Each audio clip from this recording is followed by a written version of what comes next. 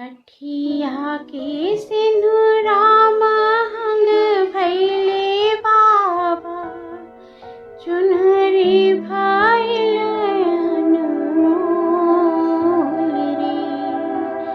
एही रे सिंधुरवा के कारणे बाबा, छूटेला देश तुहार रे। हटिया के सिंधुरा महंग भैले बाबा, चुनरी भैल अनमोल रे। बाबा जी दिहलेन अन्न धन सोनवा, माई जे लहंगा पटोर रे।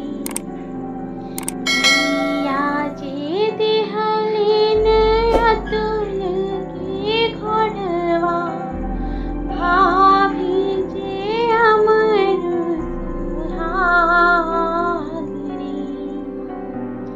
हठिया के सिंधुरा महंग भैले बाबा, चुनरी भैल अनमोल रे।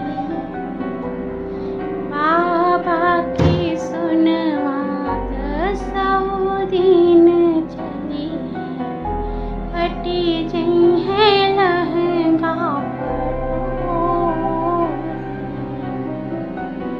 भैया के घोड़वा में नर घूमबै, भाभी के अमर सुहाग रे। हठिया के सिंधुरा महंग भैले बाबा, चुनरी भैल अनमोल रे। एही रे सिंधुरवा के कारणे बाबा, छूटेला देश तुहार रे। हठिया के सिंधुरा महंग भैले बाबा, चुनरी भैल अनमोल रे। मेरे प्रिय दर्शकों, वीडियो पूरा देखने के लिए धन्यवाद। अगर आपको यह वीडियो पसंद आया तो कृपया इसे लाइक और शेयर करें और अपने सुझाव कमेंट करें।